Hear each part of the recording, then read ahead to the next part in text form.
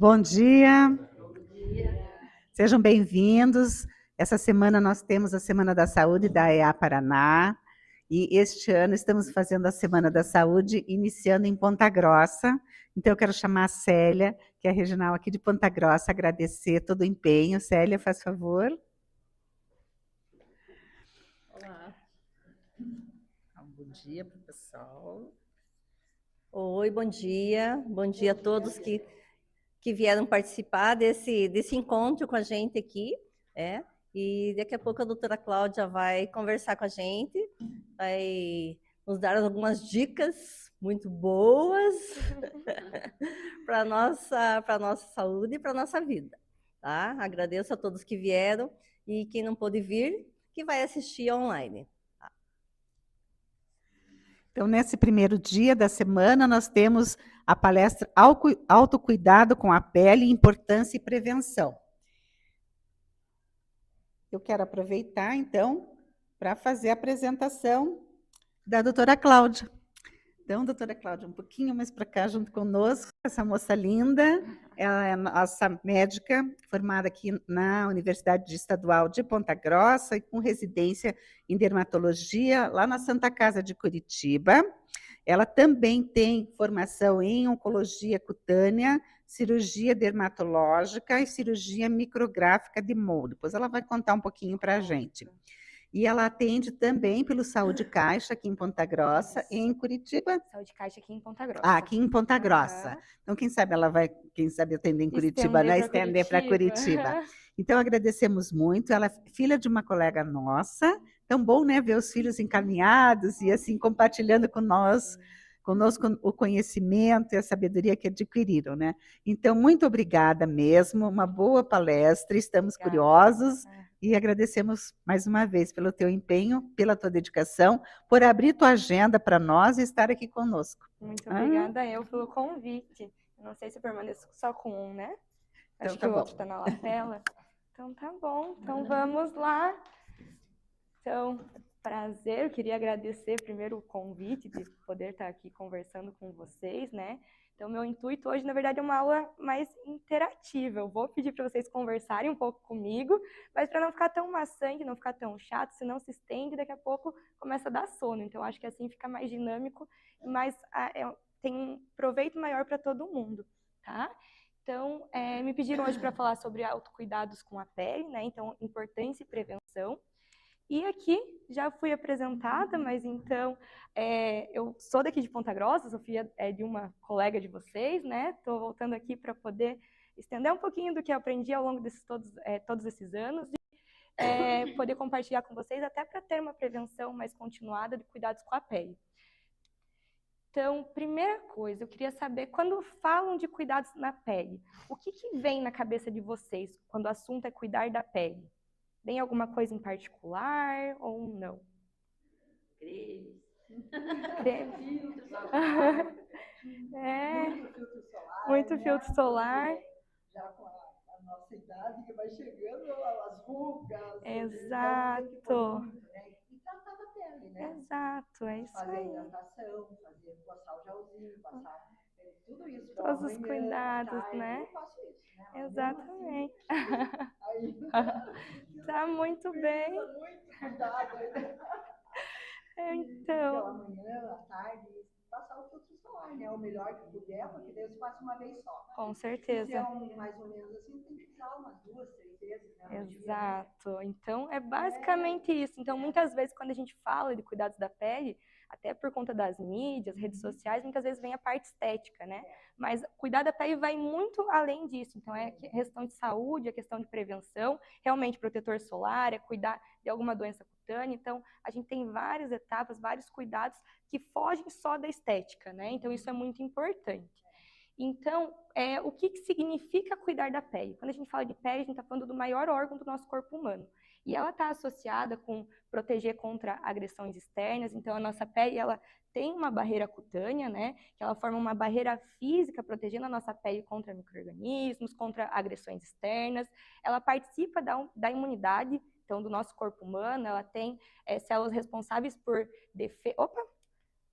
reconhecimento, combate agentes invasores, ela atua na termorregulação do corpo, então quando a gente está muito quente, o que a pele faz? Ela sua, ela transpira, e isso vai ajudar com que a gente não tenha oscilações muito bruscas de temperatura.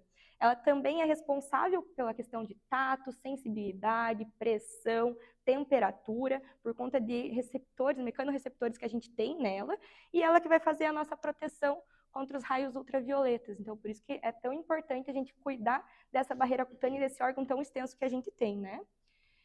E quando a gente fala em pele saudável, é diferente de falar de uma pele perfeita. Então, a gente tem que ter uma concepção, porque muitas vezes a gente pensa, ah, não, a pele eu quero uma pele lisa, sem rugas, sem nada, mas existe um processo natural, né, de envelhecimento, processo natural que é conduzente a uma pele saudável, e muitas vezes até por conta de internet, muitos filtros, todo mundo entra no Instagram, você vê que tem filtro, a pessoa tá lá toda lisinha, sem nada, sem poros, sem nenhuma imperfeição, você fala, nossa, é isso que eu quero.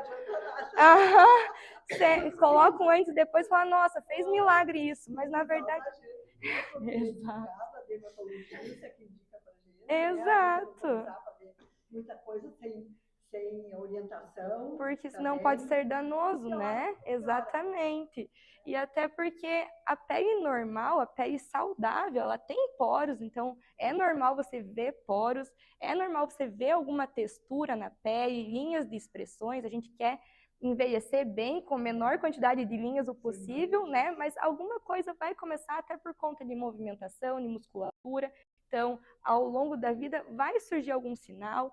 É normal a gente ter alguma manchinha e alguma marca ao longo da vida, seja cicatriz, seja alguma mancha por acne, que a gente pode suavizar, pode melhorar, mas não tratar isso como se fosse uma imperfeição, algo longe do comum. Então, muitas vezes é colocado como se a pele perfeita fosse uma pele da Barbie, uma pele de porcelana, mas a gente tem que entender que essas nuances são normais, elas estão junto da questão de pele saudável, né? E conhecendo a tua pele, vocês sabem me dizer que tipo de pele de vocês? Vocês sabem que tem tipo de... Sabe? Me conta. Normal. Isso aí. Meu cabelo é normal, não tem oleosidade na pele. Ótimo. Então é Uma isso. pele boa de cuidar. É mais tranquilo do que as outras, né? Porque ela é normal, como a senhora mesmo falou. Minha neta lá, meus filhos, tem muita pele oleosa, cabelo oleoso, sabe? Tem que lavar todo dia. Isso aí dificulta o tratamento. Dificulta, tem que ter uns cuidados a mais, né? Tem que ter uns cuidados a mais. Exato. Então, a gente tem vários tipos de pele. Não sei se mais alguém sabe qual é o seu tipo de pele. Já ouviu falar nisso antes ou não? Mista? Exato.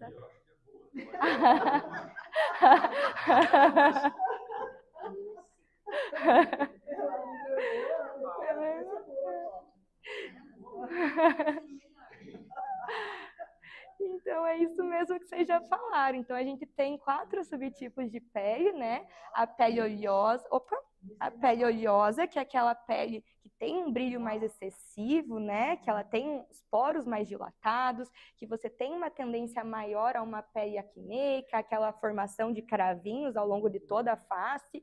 A gente tem a pele seca, que é o oposto disso, é a pele que sofre mais com rachaduras, que ela é mais seca, que você sente uma questão de repuxamento ali, de escamação. A pele mista, que é a pele da Cláudia, né? Então, que é a pele que a gente tem as bochechinhas mais sensíveis, mais ressecadas, mais ásperas, mais a zona T da face, então a testa e o centro, que pega nariz, mento, o queixo, né? Ela é mais oleosa e tem aquela tendência da oleosidade, formação de poros aparentes e cravos, acnes da oleosa, e a pele normal, que é dos privilegiados, como a senhora, que é aquela pele que não tem excesso de oleosidade, ela é um equilíbrio perfeito ali, que você consegue conviver bem, sem muito cravo, sem ressecamento, então mantém a normalidade. Exato. O creme não qualquer. O creme não. Sim, para ir, exatamente. E daí lembrar que a gente tem os 4 tipos e tem a pele sensível, que ela não é necessariamente um subtipo de pele, mas ela é aquela pele que tem uma tendência a ter mais ardência, uma queimação, uma sensibilidade, às vezes na mudança climática. Tomei um vinho, fiquei com a bochechinha rosa já queimando, né? Então tem uma tendência a uma coceira, desconforto com produtos do ambiente, às vezes cheiro muito forte, às vezes perfume, odor, amaciante. Então a gente tem que ter um cuidado maior. E normalmente a pele sensível, ela vem associada com outro tipo de pele. Então tem gente que tem pele sensível e seca, pele sensível e mista. E esse é o meu caso. Eu tenho a pele sensível, tenho rosácea, né? Mas a minha zona T, ela é mais oleosa, só as bochechinhas que ficam com essa tendência a ressecamento, a descamação. Então, a gente lembrar que tem esse outro subtipo associado. E o seu tipo de pele, ele é para sempre? Você acha que eu nasci com a pele mista, eu vou ter essa pele mista para o resto da vida? Ou talvez ela possa ter mudanças ao longo da vida? Não sei se já perceberam mudanças. Já? Então, é isso mesmo. Então, ao longo da vida, ao longo dos estímulos externos, a nossa pele pode sofrer alterações. Então, isso pode ser com a idade. Então, ao longo do tempo, a gente tem uma perda de colágeno, entra a menopausa, acaba que tem oscilações do nosso tipo de pele por conta das questões hormonais, propriamente dito, e da idade, né? O clima, então, calor, umidade. Quando está mais quente, a gente sua mais, ela pode ficar um pouco mais oleosa. Às vezes, no frio, banho quente, fica mais ressecada, tem uma tendência a ficar mais sensível. Produtos de uso doméstico, usem um ácido, ela pode sensibilizar, pode ficar um pouquinho mais seca. Medicamentos também podem interferir na nossa pele, mesmo doenças, condições crônicas. Às vezes, pessoas que começam a desenvolver um hipotireoidismo, alguma doença da tireoide, pode ter alguma alteração cutânea, então, um hipotireoidismo, uma pele mais seca, um hipertireoidismo, uma pele mais oleosa, e isso vai oscilando ao longo da vida. Então, skincare, eu acho que é um tema que está muito em voga, está muito forte ultimamente, e o que a gente mais vê na internet é as coreanas, com 10 mil produtos, 10 mil passos de skincare, e a gente fala, meu Deus, eu não faço tudo isso, não dou conta, será que eu preciso disso tudo? O que vocês acham? Que a gente precisa daqueles 10, 20 escalas de produto, ou talvez dê para otimizar? Que seja bom para tua pele, e adequado, né? Se muda, às vezes, alguma coisa, que, como se diz, com o clima, com o hormônio, a idade. Mas você vai lá na dermatologista, lá, né? Otimiza as coisas. Muda aquilo que é uns 3, 2, 3. Exato, 4, até porque senão às vezes 10 produtos você nem consegue fazer, né? Pensa toda uma escala de produtos, se não deu tempo de secar um, já tá passando o outro, de repente você vai dormir antes de terminar toda a rotina de skincare, né? Então é legal, realmente tem essas rotinas coreanas com mais de 10 produtos, mas às vezes isso não se torna viável no dia a dia. Até porque quando você vai ver uma prescrição dermatológica não é a mais barata, né? Exato. Para ficar condizente com a realidade, para ficar fácil. E eu costumo dizer que é um básico bem feito. Quando a gente faz o básico bem feito, a gente consegue ter uma melhora de textura de pele, uma melhora de qualidade de pele. E aí é baseado em 4 pilares, principalmente. Então, primeiro, uma limpeza. E essa limpeza a gente vai deixar condizente com o teu tipo de pele. Então, uma pele mais oleosa, talvez um produto que seja um pouco mais intenso, com ácido salicílico, que possa realmente tirar aquela oleosidade, realizar uma limpeza um pouquinho mais profunda. Para uma pele sensível, uma pele seca, a gente dá um passinho para trás, um produto mais suave, que não vai agredir tanto essa barreira cutânea, não vai agredir tanto a pele. Sempre depois de limpar, é importante ter uma hidratação. Então, para a gente restaurar aquela barreira cutânea, o nosso órgão de defesa, né? Então, a gente tem que manter ele sempre íntegro.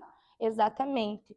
Proteger, então, protetor solar, como vocês mesmos já falaram, né? Indispensável no dia a dia. Antigamente ele não era tão lembrado, ninguém usava, né? Eu sou um pouquinho fora da curva, acho que até isso me ajudou para ser dermato, porque eu sempre fui muito branquela, com sardinha na cara, e desde criança minha mãe faz passar protetor solar. Então, desde criancinha, eu lembro que eu ia para o colégio, 6 anos de idade, minha mãe falava, passa protetor solar, tem que passar, que você é muito branquinha. Mas eu sei que a realidade não é essa, né? Normalmente não se usava, não era tão comum, não sabia dos malefícios tão intensos do sol, e esses malefícios que vêm se acumulando ao longo dos anos e causando danos, causando cânceres de pele mais para frente, então que a gente vai conversar mais para frente. E por fim, tratar quando necessário. Então, com ácido, com retinóide, com algum produto que a gente possa retardar um envelhecimento ou gerenciar o envelhecimento, que eu acho que é a melhor palavra, né, para se envelhecer bem, cuidar, tratar de alguma condição cutânea, de algum problema, seja um eczema, seja uma psoríase, seja alguma doença de pele que a gente possa tratar e melhorar para ter esse gerenciamento de danos. Então, não, a rotina não precisa ter as 10 etapas para ser eficiente. Se a gente condensar nessas 4 que estão aqui, a gente vai conseguir ter um gerenciamento da pele bom, com um bom acompanhamento e envelhecimento, sendo que a gente vai otimizar esses produtos para o verão, que talvez você precise um pouquinho mais forte, para o inverno, uma hidratação mais potente, e isso vai sendo gerenciado ao longo do tempo, tá? Então, com relação à limpeza, o que a gente tem que evitar? Evitar água muito quente, principalmente agora no verão, né? Evitar esfregar excessivamente. Então, eu sei que muita gente gosta de usar uma bucha, aquelas esponjas, bucha de banho, né? Que é natural. Aquilo é um veneno. Sai toda a proteção cutânea. A gente tá passando uma lixa na pele, faz mal isso. Então, a esfoliação até ela é boa. Exatamente. Uma vez na semana, dependendo do teu tipo de pele, a gente vai otimizando, mas aquelas pessoas que, usei, tem aquelas receitinhas caseiras até, né? Passei açúcar e mel e vou passar no rosto todos os dias. Aquilo faz uma lixa que, meu Deus, se desenvolve uma dermatite por conta disso, depois pra gente recuperar é horrível. Então, cuidar com essas receitinhas caseiras. Tem umas receitinhas que mistura gelatina e açúcar e... Essas não. Essas tira o couro. Essas não pode, senão daí vocês vão ter que ir num dermato, porque ela grita tanto a pele que é mais maléfico do que benéfico, é prejudicial, exatamente. E também lavar repetidamente. Então, a gente lava 2 vezes o rosto ao longo do dia e esse é o suficiente. Às vezes, lavar demais, a gente vai tirando essa oleosidade, que é natural da nossa pele também. Às vezes, o corpo identifica que precisa produzir mais óleo para tentar recuperar aquela barreira cutânea e pode até causar um efeito rebote. Então, não precisa se lavar repetidamente e otimizar qual o sabonete que você está utilizando. Então, sempre preferir uma limpeza mais gentil, mais suave e um produto que seja condizente à tua pele. Lembrar principalmente que repuxar, aquela sensação de repuxamento depois que você lava o rosto, não quer dizer que tua pele está mais limpa. Na verdade, quer dizer que você está usando um produto que aí é mais forte do que o que você precisa. Então, você tem que sentir que depois que você lavou o rosto, tua pele está limpa, mas sem aquela sensação de que você sorri e parece que está tudo repuxando. Não sei se vocês já sentiram isso antes. Então, isso quer dizer que o passo está um pouquinho a mais do que o que realmente você precisa, tá? Então, a nossa barreira cutânea. O que é essa barreira cutânea? Por que a gente fala tanto dessa barreira cutânea? E a nossa camada da pele, ela é formada principalmente da epiderme, que é a primeira camada, vem a derme, depois vem... aqui está toda a epiderme e a derme, aqui. E ela é várias célulazinhas que se grudam uma das outras, e essa adesão e os lipídios entre elas que vão fazer a nossa barreira cutânea. Então, se a gente acaba agredindo demais, lavando demais, não hidratando essa pele, a gente tira esses lipídios, que são como se fosse um cimento. Então, de uma casa, quando você vai construir uma casa, você precisa pôr tijolo, e para que ele fique bem rejuntadinho, bem grudadinho, você coloca o cimento. Não adianta só colocar tijolo lá, senão vai entrar água, vai dar infiltração, não vai construir aquela casa, vai cair, né? Então, a pele é basicamente isso. A gente precisa cuidar e repor esses lipídios intercelulares para permitir que não só não agrida a pele, mas como que a água que está dentro dessa pele não fique saindo. Porque cada vez que sai muita água, desidrata a pele e isso faz mal. E como que a gente vai fazer isso? Vai fazer isso hidratando a pele. Então, fala-se muito de que é importante tomar água, e realmente é, mas a água ela é importante para a hidratação do corpo como um todo. Então, a hidratação do coração, pulmão, cérebro, do nosso corpo como um todo, mas a pele ela precisa de uma hidratação extra também. Então, só a água não é suficiente, só tomar a água não é suficiente. A gente precisa aplicar o hidratante. E daí muitas vezes as pessoas falam, ah, mas eu não gosto de hidratante, o hidratante é muito peguento, não gosto de passar porque sinto que ele fica grudando, vou pôr o pijama, tô toda grudenta, né? Então a gente adequa isso. Existem hoje no mercado, exato, vários hidratantes que não são tão peguentos, às vezes uma pele que é mais seca, precisa daquele que vai hidratar mais, que é mais emoliente, é mais denso. Uma pele que é mais oleosa, a gente entra com hidratante mais levinho, mais aquoso, que não vai dar aquela sensação de pegamento assim na pele.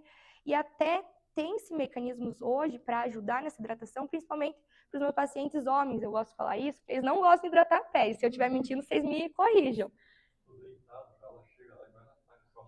O senhor tem que agradecer, olha, é anjo, isso daí não é esposa.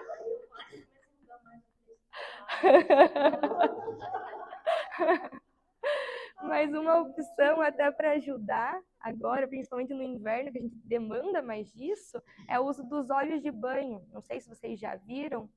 Você gosta? É ótimo. Então, tem várias gamas aqui, eu não tenho nenhum conflito de interesse para essas aulas, mas tem óleo de banho da Nivea, da Dove, da CeraVe, tem da Atoderm, da Bioderma, que é ótimo. Ele, não sei se eu podia estar falando o nome do produto. Então, tá bom. Se não, peço desculpa, mas é ótimo para quem tem uma pele mais seca, mais sensível, que precisa de uma hidratação um pouquinho mais potente. E às vezes para aqueles dias, não gosto tanto de passar hidratante, ele já vai ajudar a tua pele dar uma recuperada. O ideal seria sair do banho e já passar o hidratante, ainda com aquele ambiente mais úmido, com o vaporzinho do chuveiro, porque é a hora que mais absorve o hidratante na pele.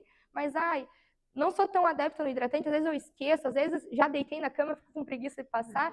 Pelo menos o óleo de banho ele auxilia nisso e você já vai restaurando a barreira cutânea. E daí ele substitui o sabonete. Porque existe até mitos, a gente vê propaganda, porque esse sabonete ele reduz 99% das bactérias da pele, né? Então, tudo que isso é 99, cara, é muita coisa, né? E a gente tem bactérias que elas ajudam, elas estão na nossa pele justamente para proteção.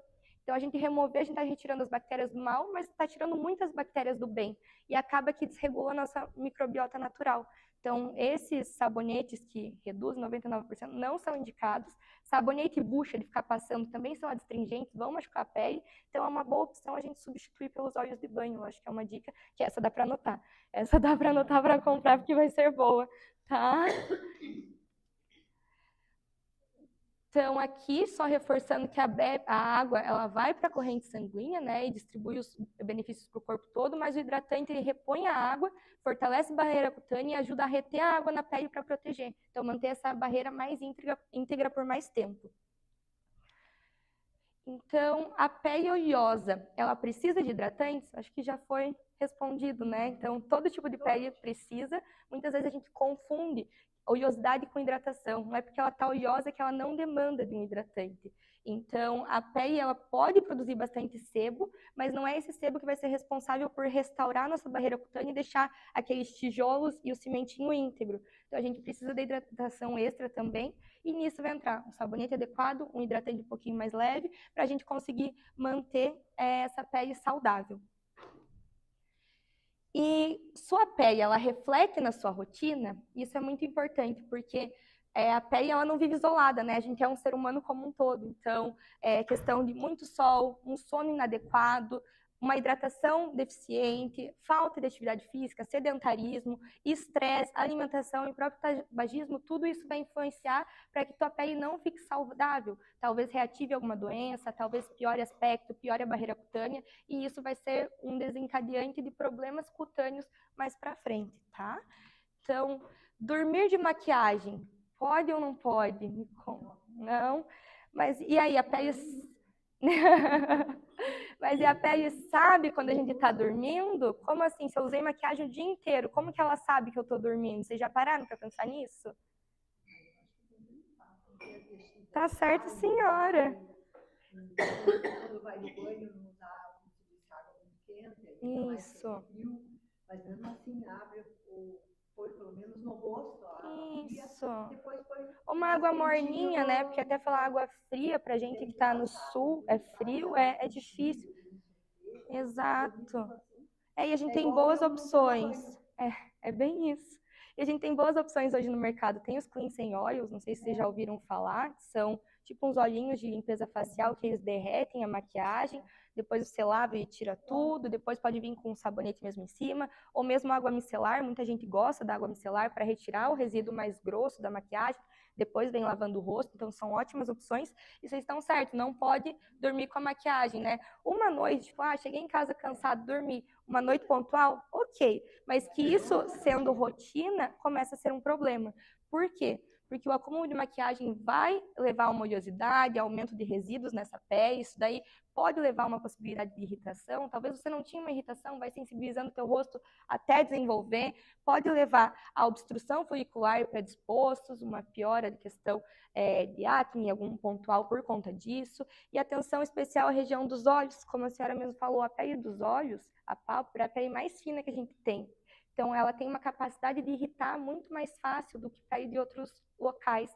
Então, às vezes, deixar uma maquiagem ali por um longo tempo, você pode começar a desenvolver uma dermatite, algum problema na pálpebra, que é difícil, é desconfortável, é difícil de tratar, porque a gente não pode entrar com qualquer medicação ali. Então, ter esses cuidados que vai ser muito importante. Então, e a pele tem algum relógio biológico? Ela tem. E isso é muito legal, porque ela tem um ciclo circadiano da pele.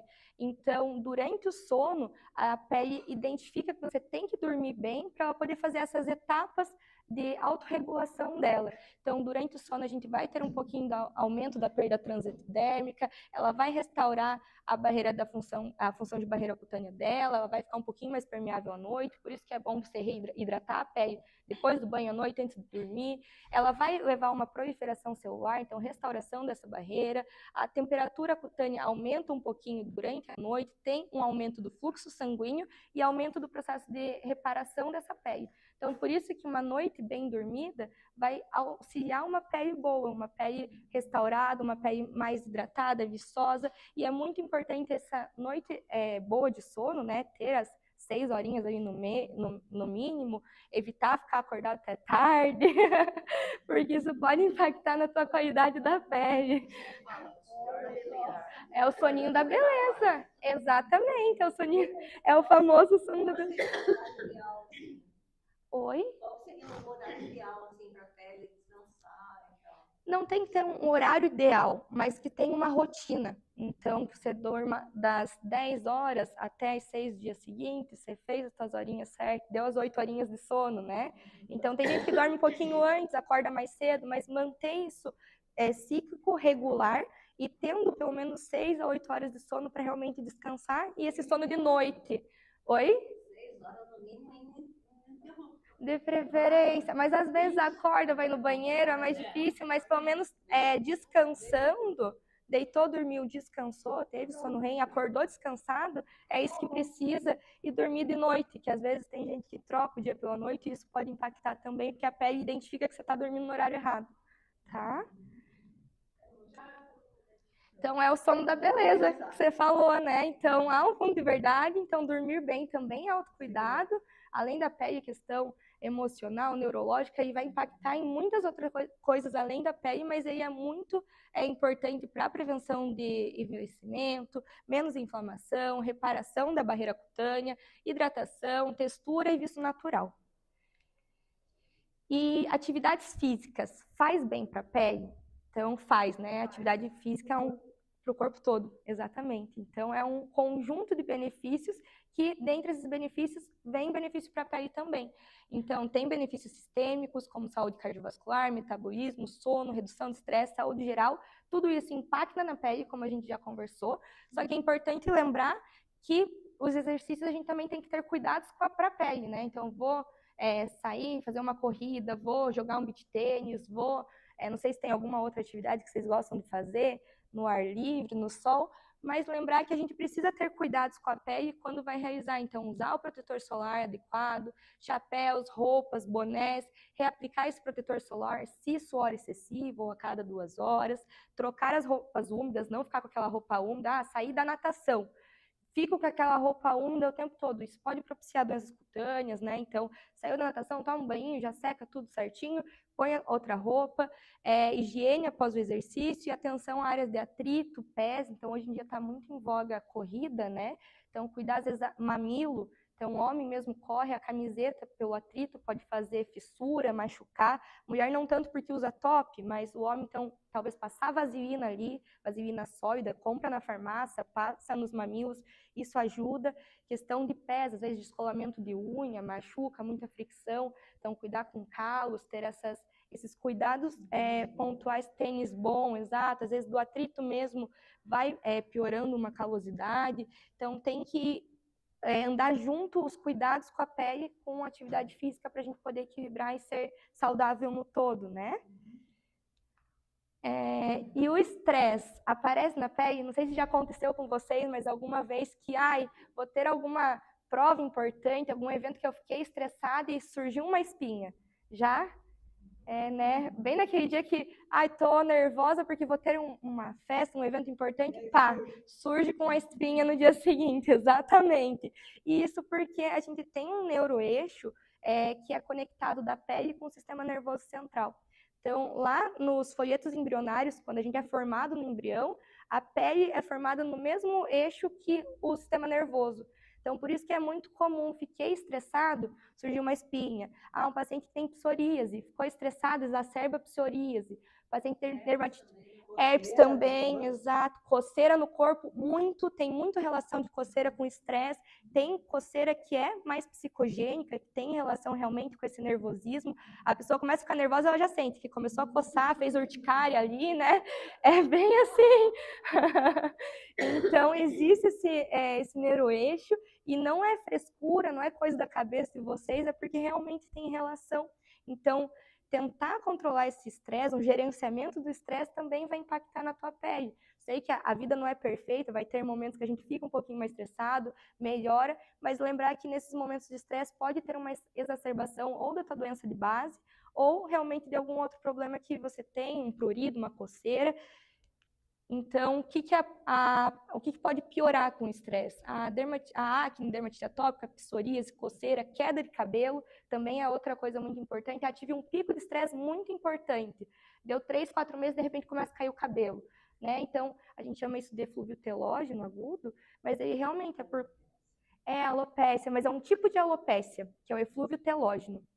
E ele é desencadeado por um estresse muito importante, ou o paciente vai fazer uma cirurgia, fica estressado, tem todo o estresse no organismo por conta da cirurgia, deu 3, 4 meses, começa a cair o cabelo. Às vezes a gente até culpa a anestesia, coitada, né? Mas não é só ela o grande problema, é todo o estresse em que ele foi envolvido.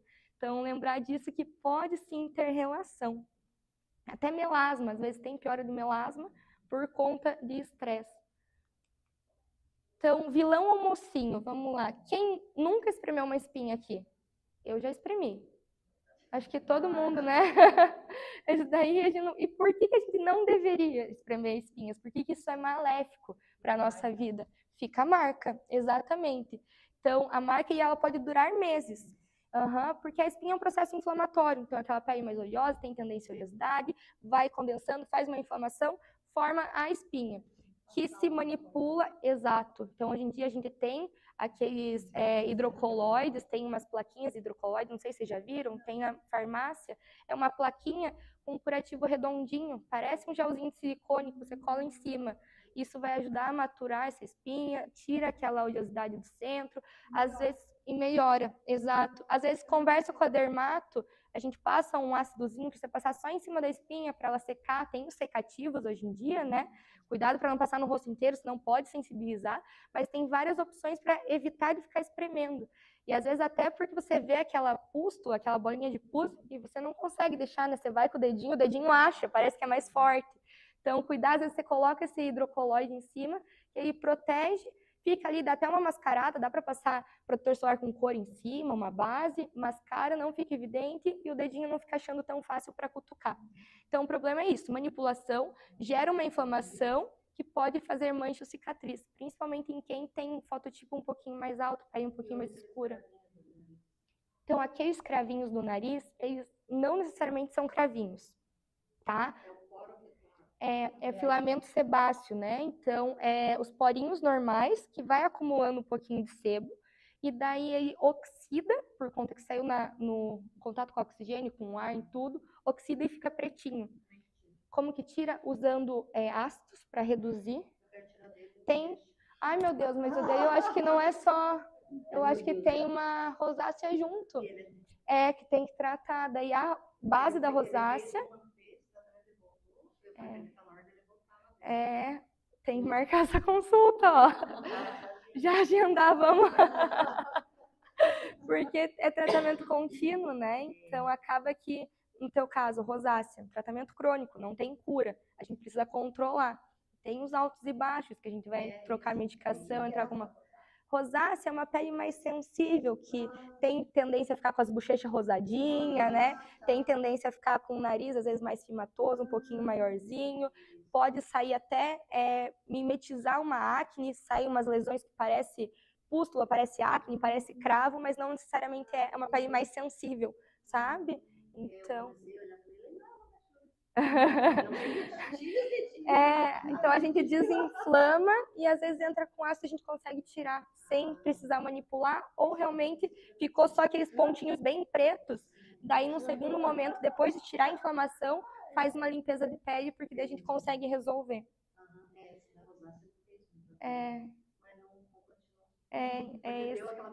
Exato, daí a gente fica feliz e desiste, né? A gente tem esse mau hábito.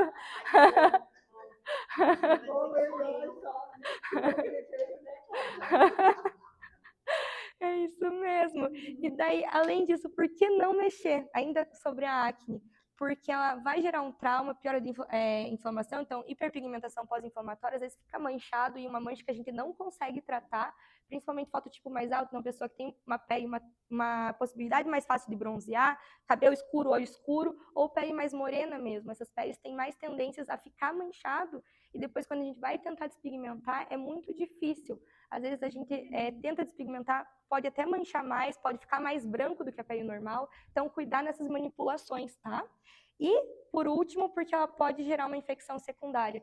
Quando você mexe na pele, você espreme, você acaba gerando um pertuito de entrada. Então, uma área de fragilidade cutânea. E lembrar que na nossa pele tem bactéria que habita ali, propriamente dito. Isso pode ser uma via de entrada para essa bactéria que está habituada com a parte externa do corpo, entrar para dentro e talvez fazer uma infecção até generalizada. Então, volta e meia aparece no jornal, né? O paciente espremeu uma espinha perto da barba, e daí fez uma infecção que desceu para o pescoço, fez mediastinite, uma coisa mais grave. Então, cuidar, porque é raro, não é o habitual, porque a gente espreme espinha com mais frequência do que deveria, mas pode evoluir para um cenário não tão legal, um cenário que não é favorável, tá? Então, amigo e inimigo. Agora, depois de tudo que a gente já falou, vamos saber, dormir frequentemente na maquiagem, é bom ou é ruim? É ruim, né? Então, espremer espinhas, ruim. Fumar, ruim. Péssimo. Até eu trouxe uma foto ali, elas parecem iguais, mas na verdade são duas irmãs gêmeas. Então, teve até um estudo que foi feito com gêmeos. Uma fumava, a outra não.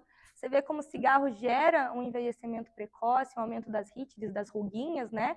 Gera um aumento de manchas, a textura da pele é muito pior. Se você for comparar, você acha que a moça da esquerda ela tem uns 15, 20 anos a mais do que a da direita, e o fator desencadeante foi o cigarro. Então, o cigarro faz mal para o corpo como um todo, mas faz muito mal para a pele também, tá? Bronzeamento intencional, ruim, né? E lembrar que câmera de bronzeamento artificial é proibida, mas tem-se algumas que às vezes fazem propaganda. Então, bronzeamento artificial também é extremamente proibido pela Anvisa e tudo mais. Por quê? Porque aumenta muito a chance de melanoma. Então, não sei se já ouviram falar em melanoma, mas é o tipo de câncer de pele que mais nos preocupa. Então, dentre os cânceres de pele que tem, é o que a gente tem que ligar um alerta. Então, o bronzeamento artificial aumenta em 3 a 4 vezes essas chances. Então, não realizar. O único bronzeamento que é saudável é aquele Skelt, que a gente passa em casa e faz um autobronzeador, ou o Jet Bronze, que é bronzeamento a jato. Não sei se vocês já viram esse. Então, você faz uma esfoliação, hidratação antes, você vai lá, ela passa um produto, um jatinho no teu corpo, você fica lá, depende. É uma pintura, é um bronzeado artístico ali, né?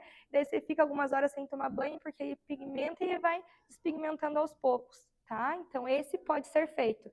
Mas ficar no sol, fazer bronzeamento artificial, tudo isso é maléfico para o nosso organismo. Você ficava? A minha mãe também. Ela disse... vitamina D com relação ao sol. Então, a vitamina D com relação ao sol, para a gente absorver a vitamina D no sol, precisaria estar com a maior parte do corpo exposta, preferencialmente no sol do meio-dia. Isso a gente não vai fazer, tá? Porque o risco é muito maior do que o benefício. Então, daí a gente repõe vitamina D oral. Vai dosando.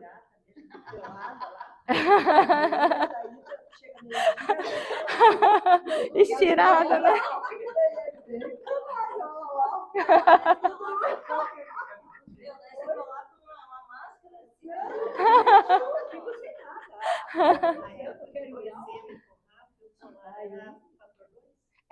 Então, Raito, né? E a senhora não passava Coca-Cola, aqueles urucum da vida? Então. Sol da vida inteira. Exato. Não, mas esse bronzeamento aí, no caso do meio-dia, Uhum. assim, 5 minutos, 10 minutos, não. O do meio-dia né? Sol que está liberado é antes das 10, depois das 4 da tarde, senão a incidência de radiação ultravioleta é muito grande, é muito dano. Não. Sem protetor solar ainda não. Das 10, mais ou menos, depois das 4. Oi? Das 10 e depois das 4. Antes das 10 e depois das 4, tá? Mas esse sol antes das 10 não adianta assim a dele. Ele é muito pouco, não tem uma influência tão grande. Alguma coisa adianta, mas não é tão relevante, sabe? Eles falam muito com relação a essa vitamina D e questões assim, as pessoas que nunca passam na área e não tem esse problema de vitamina D, né? Mas daí você tem que colocar na balança, né? Será que a vitamina D que eu consigo repor oral não é uma reposição tão difícil? Às vezes, uma vez na semana você dá conta de repor para níveis suficientes, do que talvez desenvolver um câncer de pele mais para frente, precisar ser submetido a uma cirurgia. Então, eu acho que no risco-benefício a gente pende para um lado que... Eu injeto. Injeção? A vitamina D. Injetável? E daí faz? Ela faz a série. Que daí é um composto multivitamínico ou é só vitamina D? Tá. Fabrício, Tá. endocrinologista, não que tivesse muito baixo, mas ele disse para manter. É melhor você manter. E não adianta só alimento ou tal, a tua idade já, então é melhor se lá na Isso, só alimento. Ela faz o sorinho. Daí, da injeção, também pode ser aquela, ela também aplica aquela outra. B12. B12, se faltar, só que a minha tá tudo bem, não tem problema. A B12. É só a vitamina A. Vitamina A? D. Vitamina D. Tá. Tem que passar dos 600. A D não. Quase 600, mas ele disse tome vitamina D. Não, eu acho que é B12. Não é B12. A D, isso. B12. A D é acima de 30. Não, então... É a B12. A B12 é 400, isso, porque a B12 é injetável.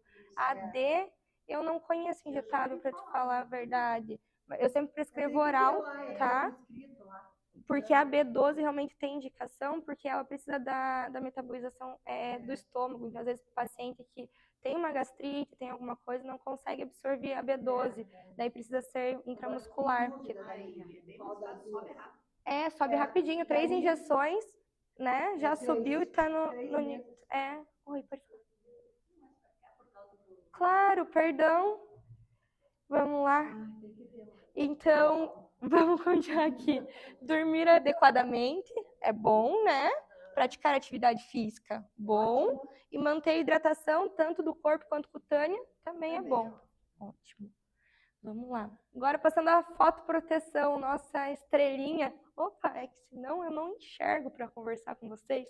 Será que eu vou do outro lado? Pode ser? Aqui fica melhor? Muito longe. Aqui? Então tá bom. Então vamos lá. Mais um pouquinho? Aê? Então tá bom. Deixa eu só sair para não vir no meu olho. Então, fotoproteção. Tá bom? Mais para cá? Você não precisa ler ali? Não, eu vendo aqui, dá certo. Então vamos lá. O fotoprotetor, lembrar que é um dos pilares para a gente cuidar da nossa pele, então tá no terceiro lugar lá, né? Lavou o rosto, passou hidratante, vem com protetor solar. E o grande problema do dano solar não é só um torrão ao longo da vida, mas é porque a gente vem acumulando danos, né? Os torrões que a gente teve lá na infância, eles são importantes sim, porque eles podem aumentar a chance de a gente vir a desenvolver um melanoma, principalmente, mas o acúmulo de danos que a gente vem juntando e vem acumulando, vocês são ex-bancários, a maioria, né? Eu gosto de brincar que essa conta não vem à vista, ela sempre vem com aqueles juros do cartão. Então, você vai acumulando, não vai pagando, de repente vem a bomba. E daí é quando a gente começa a identificar um câncer de pele, começa a identificar um CBC, um vaso celular, um SEC. Então, é por conta desse acúmulo do dano solar. Então, esse acúmulo vem tanto em forma de queimaduras, pode ter o desenvolvimento de manchas, um fotoenvelhecimento. Então, com o dano solar, a gente vai quebrando fibra colágena e tem uma maior formação de rugas também, tá? E o pior de todos, que é o câncer de pele, que é o que a gente tenta evitar ao máximo, né? Então, lembrar que a gente tem 2 tipos de radiação ultravioleta, UVA e UVB.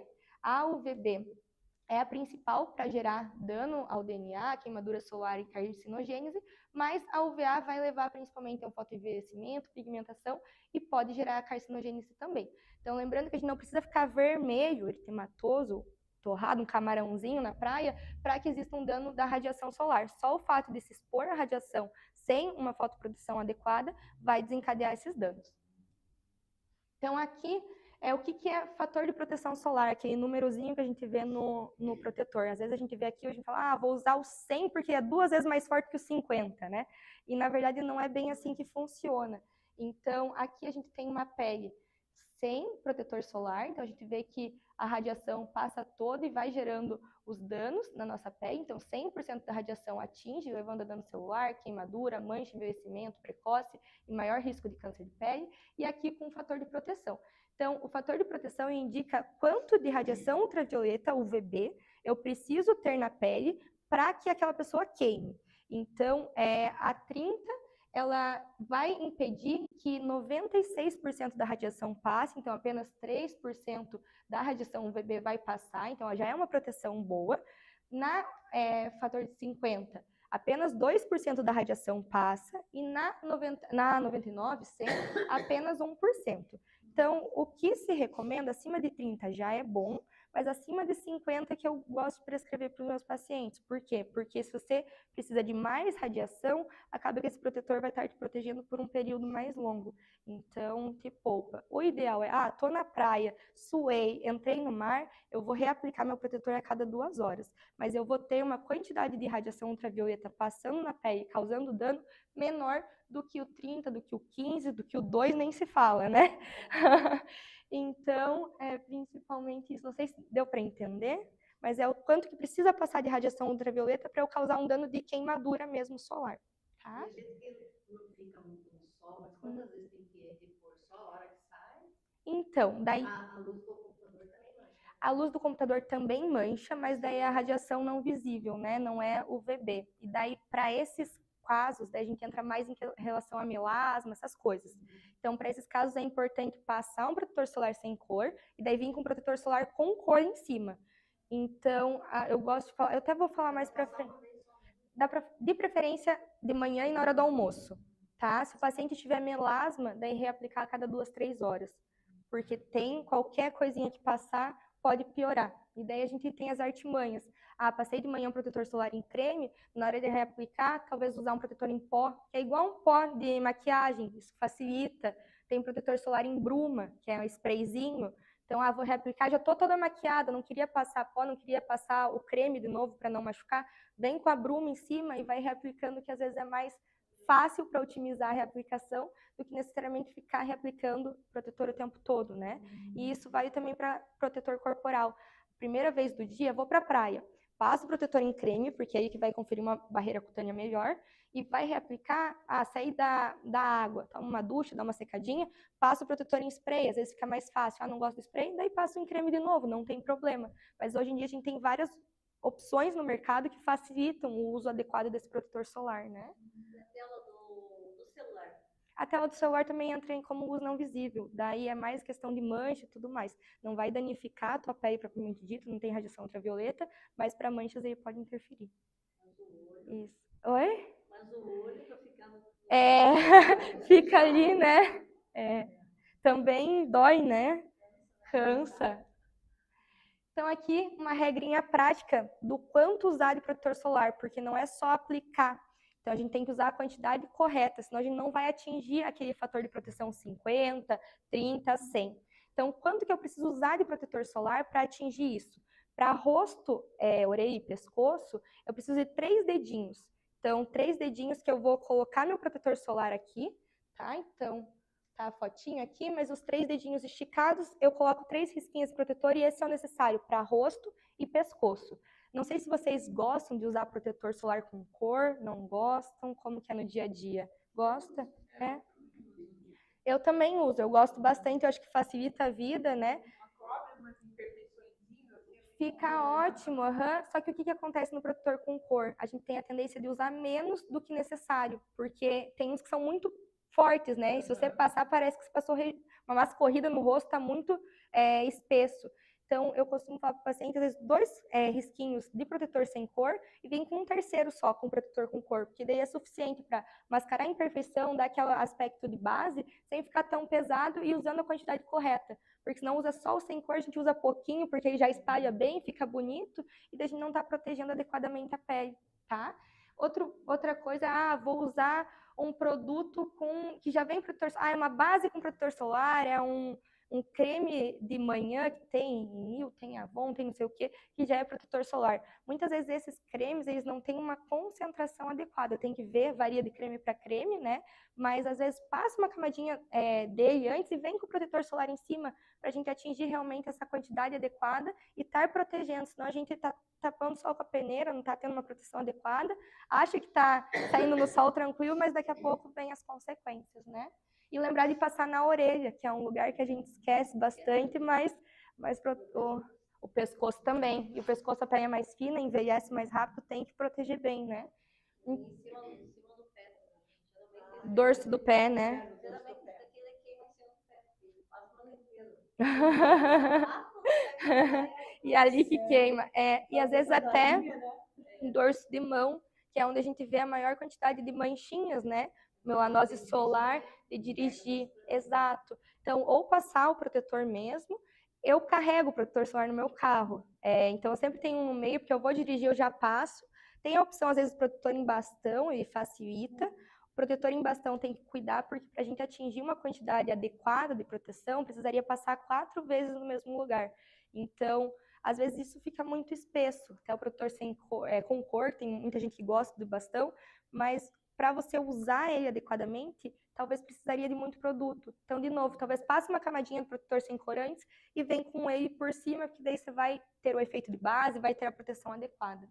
Então, para o restante do corpo, a regra geral é utilizar 2 miligramas por centímetro quadrado de protetor solar por parte da pele, mas na prática isso dá aproximadamente 30 gramas, 2 colheres de sopa.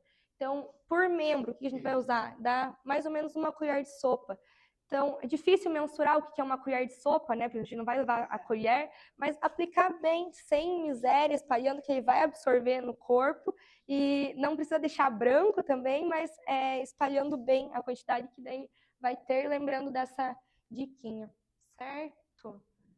Então, outra coisa, como aplicar? Então, aplica em todas as áreas expostas ao sol, 15 a 30 minutinhos antes da exposição solar, reaplicar a cada 2 horas, ou após um suor excessivo, ou após um banho de piscina, de mar, e sempre depois de sair do mar, tomar uma ducha antes de reaplicar, tá? Se possível, né? Até para não fazer uma esfoliação forçada, porque saiu cheio de areia, vai passar o protetor solar, fica que nem uma lixa, né? Exatamente. Então, vamos lá. Então, quando reaplicar, né, a exposição é prolongada, suor intenso após nadar, após secar-se com toalhas, ou conforme indicação do produto. E daí aqui, a gente tem hoje em dia outras formas de proteção contra a radiação ultravioleta, não é só o protetor solar. Então, lembrar de usar o chapéu, é um bom aliado, boné para homens que gostam de pescar, tem aqueles chapéuzinho com proteção para o pescoço, que normalmente queima, né? Hoje em dia a gente tem as roupas com protetor solar que são ótimas, não sei se vocês já são adeptos. Daí não. Uhum. Aí não.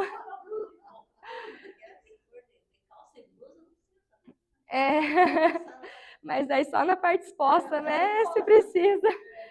Óculos de sol para proteger os olhos. Lembrar que as sombras, elas são locais preferencialmente entre as 10 e as 16, por não ter uma radiação, mas mesmo estando na sombra, precisa passar protetor solar, porque reflete, né? Reflete a radiação, então alguma coisa chega em você, mas já diminui a intensidade dessa radiação ultravioleta. E evitar o sol forte, então, entre as 10 e 16 horas. Oi. Tá, isso daí varia do que tem dentro desse protetor. Então, normalmente... Não quer dizer. Quer dizer que a cosmética talvez não seja tão boa quanto a outra, tá? E tem pessoas que são mais sensíveis. Às vezes um não arde para mim, mas arde para o senhor. Então, a gente tem que entrar... Então, por isso que é bom, vai no dermato, pede a amostrinha para tentar experimentar e ver o que você se adapta melhor a dar. Uhum. Tá. Sai na água, a batida da água, imagina quando estou de jet ski na água, a água bate, e ele sai, vai embora, passar esses comuns. Não, é horrível. Nada. Tem protetor solar hoje próprio para isso, tem umas linhas que daí ele fica mais emplastrado, porque ele não sai mesmo.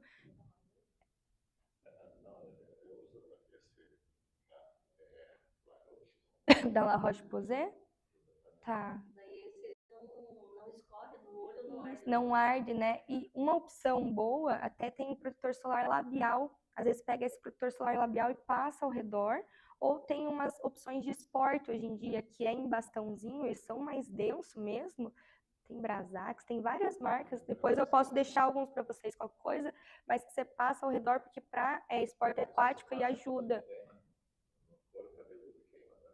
Mas daí no couro cabeludo vem com um sprayzinho, que daí ele pega aqui, porque no cabelo é ruim de passar, né? Sprayzinho, talvez colocar um boné. No jet ski não é tão fácil, porque ele vai voar. Porque senão perde. Mas passa um sprayzinho no couro cabeludo, porque daí tem uma proteção, pelo menos. Protetor solar em spray, bem daí ao redor do olho, dá para usar ou protetor labial, que adere um pouquinho mais, ou esses em stick. Tem algumas opções que são próprias para esporte aquático. Não, horrível. Isso varia também de pele para pele. Às vezes uma pele mais oleosa, ela não consegue tanto com um protetor. Uma pele mais seca, não consegue com um protetor de pele oleosa, porque craquela. A gente vai adequando, mas não quer dizer que o que arde é melhor do que o outro. Tá? É mais questão de cosmética, parte química dos produtos que estão de componente. Então aqui, agora vamos fazer um quiz. Se vocês vissem essas lesões, qual vocês diriam que é um câncer de pele? A1, A2 ou A3?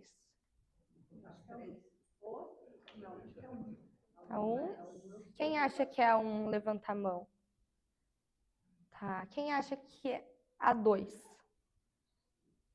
Quem acha que é A3? Você acha que são as 3, mãe? Tudo feio, né?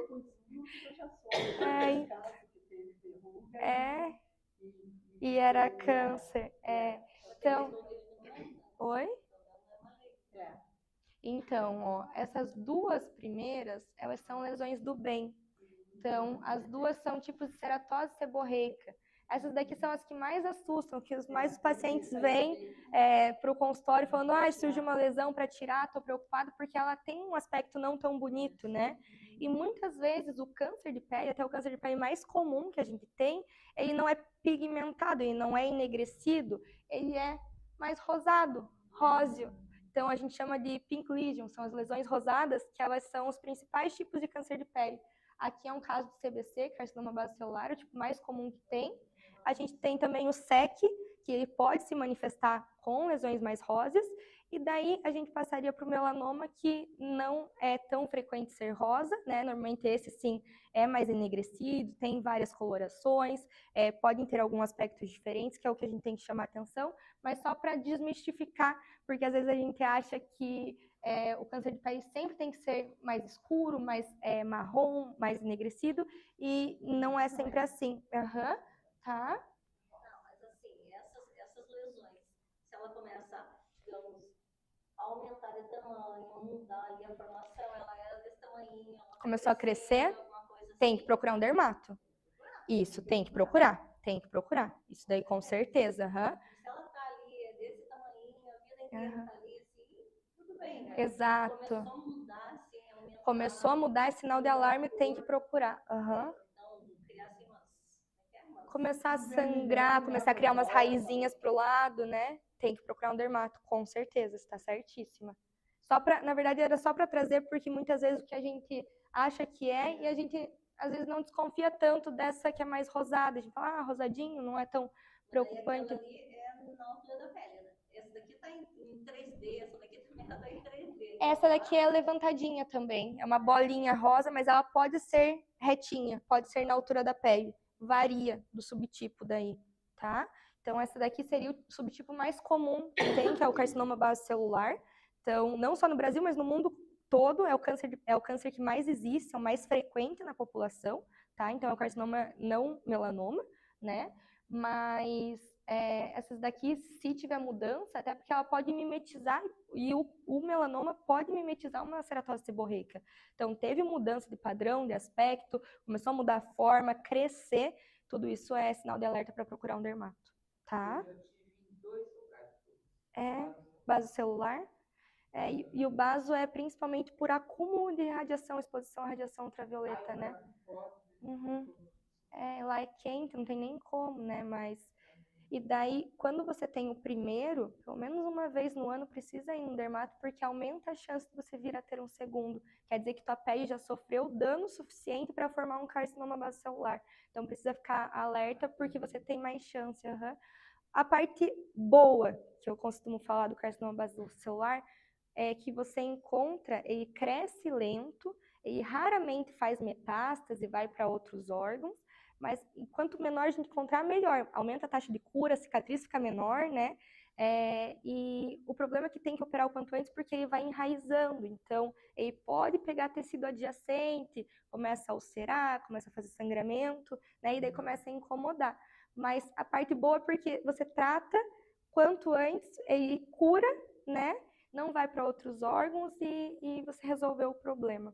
Então, assusta muito. A palavra câncer assusta muito e na verdade, a gente às vezes subestima, né, o carcinoma basocelular, o SEC, fala, é só um câncerzinho de pele.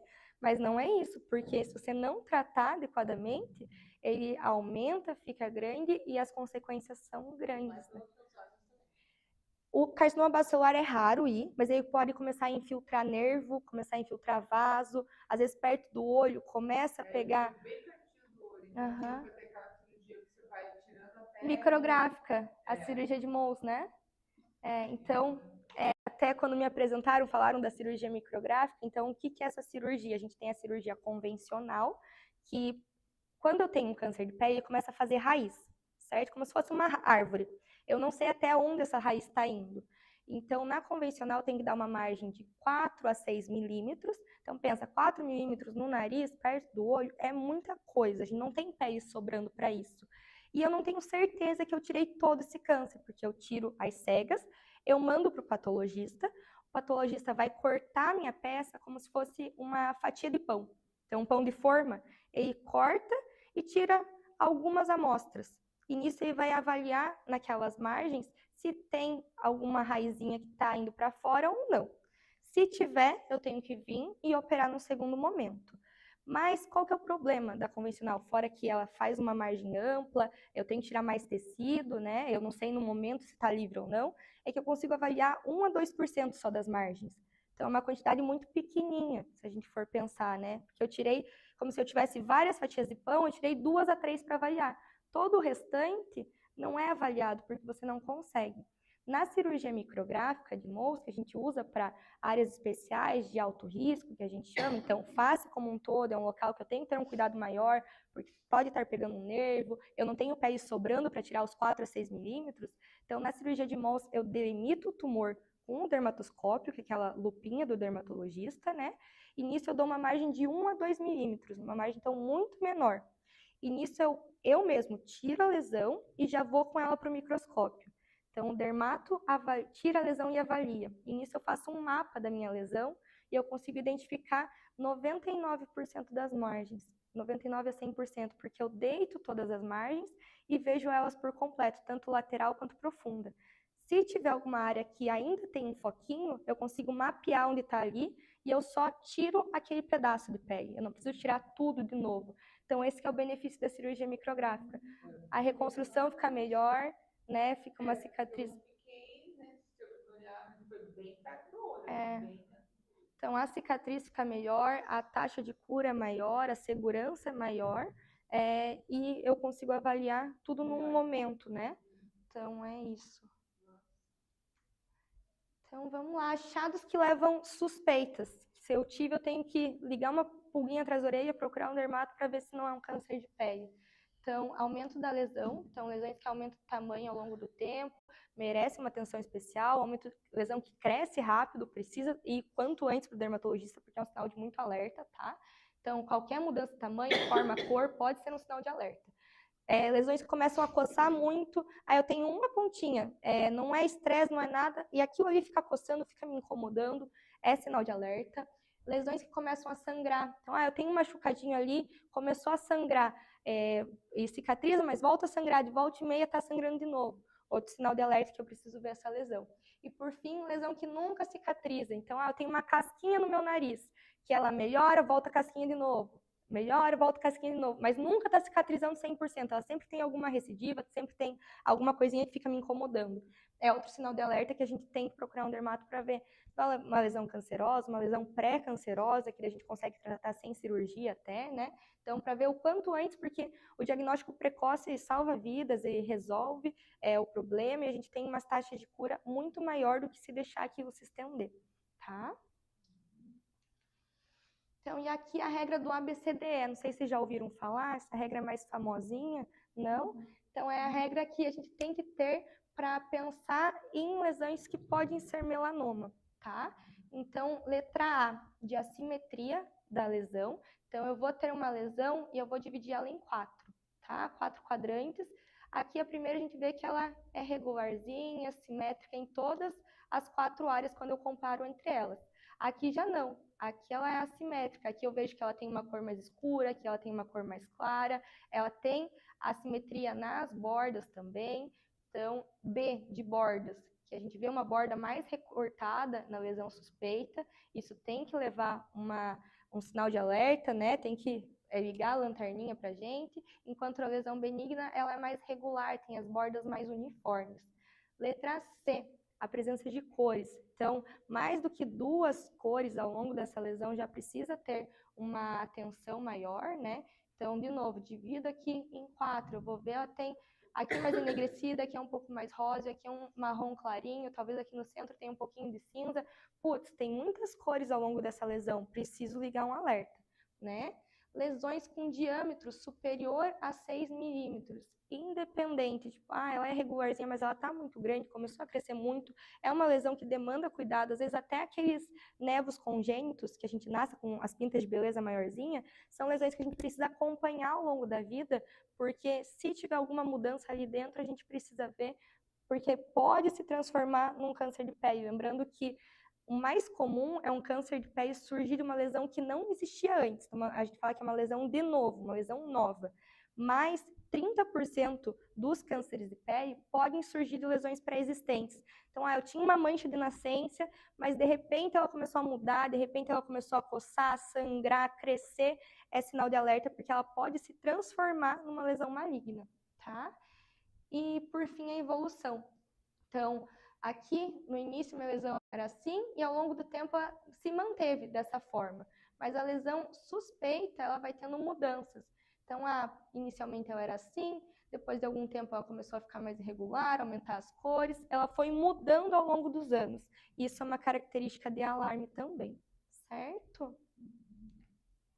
E, por fim, quem merece atenção especial para a gente fazer uma investigação, ter um segmento regular para investigação de câncer de pele? Principalmente pessoas com pele clara, que tiveram uma exposição solar mais importante ao longo da vida, que tiveram queimaduras solares prévias, principalmente na primeira infância lá, né? Então, aqueles torrões que leva na praia, fui para a praia, torrei. Então, quando você tem mais de 2 a 3 torrões ao longo da infância, isso daí aumenta a chance de câncer de pele. Pessoas com muitas pintas, então nossa, pessoas com muita pintinha, então mais do que 100 a 150 nevos tem que ter um alarme, uma suspeita, né? Pessoas que já tiveram câncer de pele ou que tem alguma pessoa na família com câncer de pele. Aqui, fechou, deu check em todos.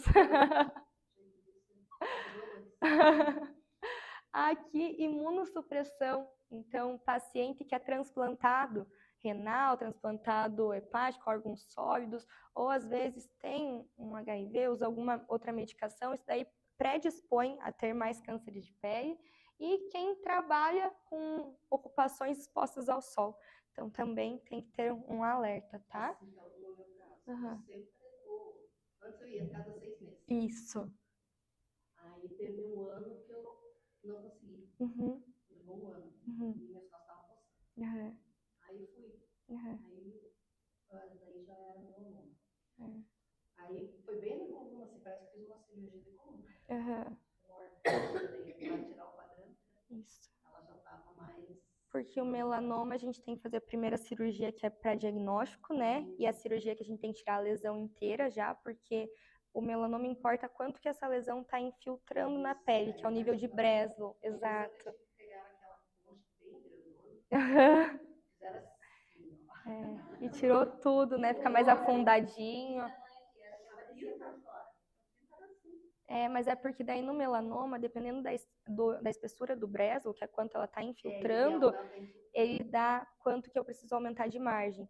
Então, Breslow até 0,1, eu preciso dar 1 de margem para cada lado.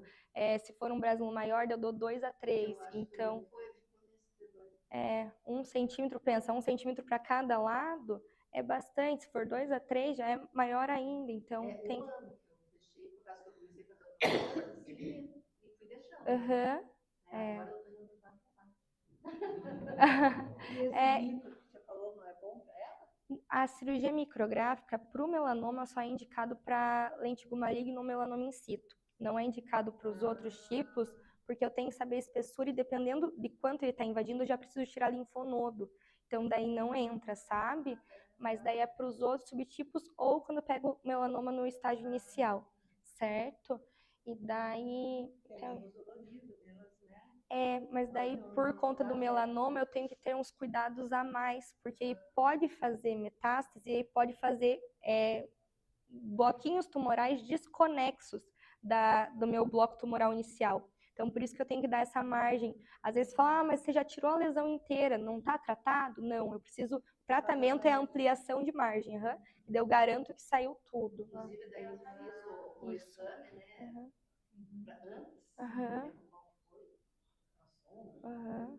Aí tinha um cólico na vesícula. E isso eu já tinha feito vários outros.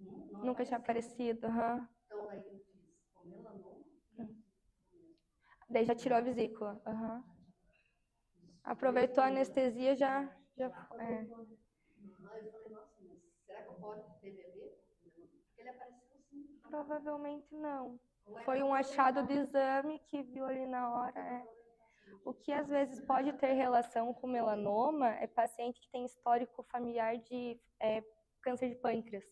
Então, existe mutação genética que o câncer de pâncreas anda junto com o melanoma. E daí é outro sinal que às vezes você nem pensa, né? Fala, pâncreas, o que tem a ver com a pele? Mas tem uma síndrome que pode dar as duas neoplasias. Então, tive um pai, um parente que teve câncer de pâncreas, também tem que ligar um alerta, se você tem bastante pintinha, clarinho, para investigar melanoma, tá?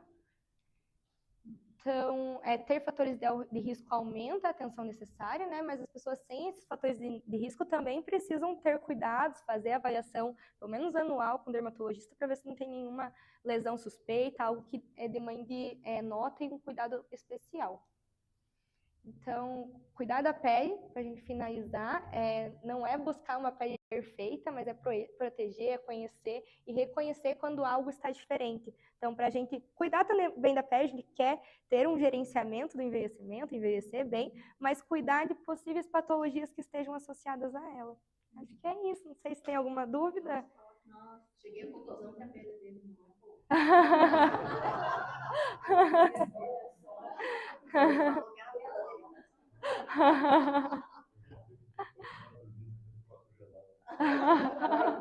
Oi, querida.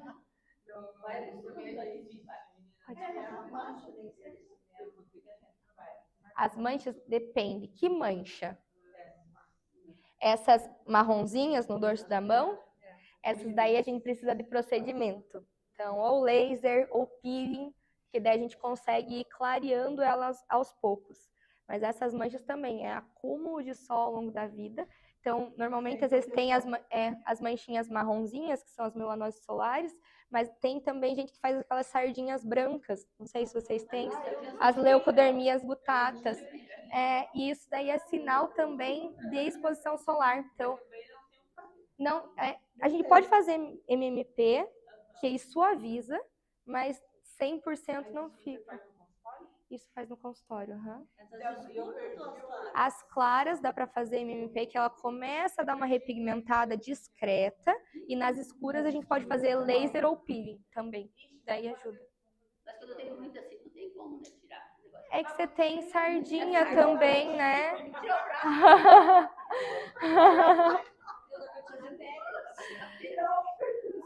As sardinhas, em alguns casos, a gente consegue fazer laser. Então, em alguns casos, a gente... Oi? A sardinha faz laser. Oi. Eu quero agradecer, nós vamos encerrar a transmissão e vamos continuar com as perguntas com Claro. você, tá? Para aproveitar e agradecer. Nós tivemos aí pessoas de vários lugares acompanhando. Que legal. Né? Então, foi muito bom. Gostamos demais, mas vamos usufruir da tua presença Com e vamos continuar as certeza. perguntas aqui entre nós. Tá bom. Tá? Muito obrigada.